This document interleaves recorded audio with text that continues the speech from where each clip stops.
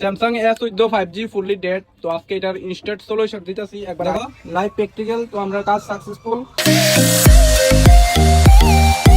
Samsung S14 5G fully dead. তো আজকে এটার ইনস্ট্যান্ট সলিউশন দিতেছি একবার আই চার্জার রিডিংটা চেক করাইতেছি, দেখো কত দিতেছে।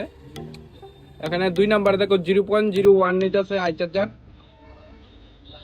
দেখো 0.01। তো আমরা কেবল একটা চেঞ্জ করে লাগাইতেছি, দেখো 1 নাম্বারে এটাও কিন্তু 0.01। তো ওই অবস্থা যদি আমরা একবার ডিসি রিডিং চেক করি, তাহলে ডিসি রিডিংটা একবার চেক করে দেখাইতেছি কত যায়। তো আমরা মাদারবোর্ডে খুললে একবার এটার সুইচের মধ্যে লাগাই। তো দেখো আমরা মাদারবোর্ডে বুট কেবলে লাগাই দিছি, আর সুইচটা আমরা ডাইরেক্ট করে দিছি, যেহেতু এটা পাতলা সিস্টেম সুইচ। তো আমরা ডিসির মধ্যে এখন কানেক্ট কোনো রকম শর্ট নাই। তো যখনটা আমরা পাওয়ার কি দিতেছি, দেখো 166 মানে 167 কে স্টক আছে রিডিং। যে অবস্থাটা আমরা এটা ব্যাক সাইডে দেখো খোলা দেখা যাইতেছে, এদিকে শিল্ড ওপেন আছে। তো আমরা বেশি কিছু করতাম না, প্রবলেমটা তোমার জানা হয়ে গেছে গা। তো আমরা ফার্স্ট র্যামটা রিভলভ করে দেখি সাকসেস হয় কিনা। আশা করি 100% সেটা সাকসেস হইব।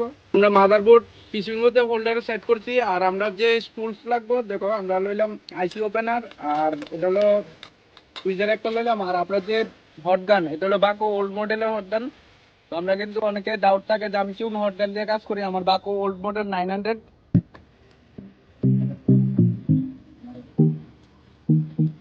দেখো আমরা র্যাম কিন্তু উঠে নিয়েছি, আমরা র্যাম ওঠানো কমপ্লিট।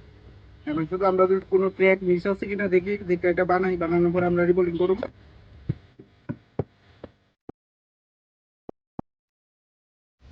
দেখো না, এখানে আমরা ইউভি মার্কিং করছি কিছু লাইন। তো মার্কিং করার পর এখন আমরা র্যামের দিকে কি অবস্থা, র্যামের মধ্যে আমরা ড্রাই সোল দেখা যাইতেছে।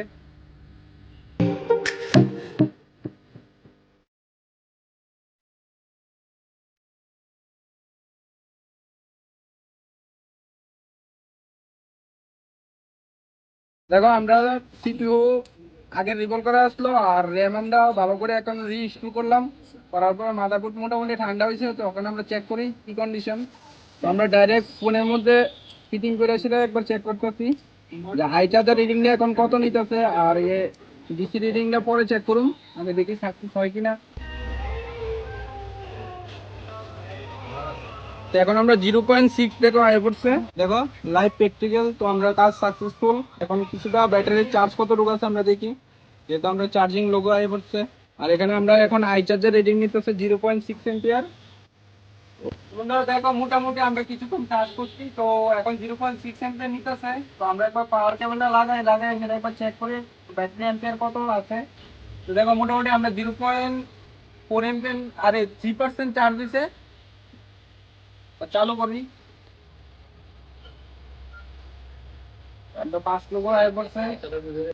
এরকম ছোটখাটো আইসি ফল্ট, যেরকম নেটওয়ার্ক ফল্ট, তারপর তোমার পাওয়ার আইসি লাইট সেকশন ডিসপ্লে প্রবলেম, তোমার ফল্ট যদি থাকে তোমার, আর আইসির যে কোনো আইসির কাজ, সিপিইউ র্যাম থেকে ধরে নেটওয়ার্ক প্রবলেম থেকে ধরে পাওয়ার আইসি থেকে ধরে মানে এনিথিং, আইসির যে কোনো সমস্যা হলে তোমরা আমার লগে যোগাযোগ করতে পারো।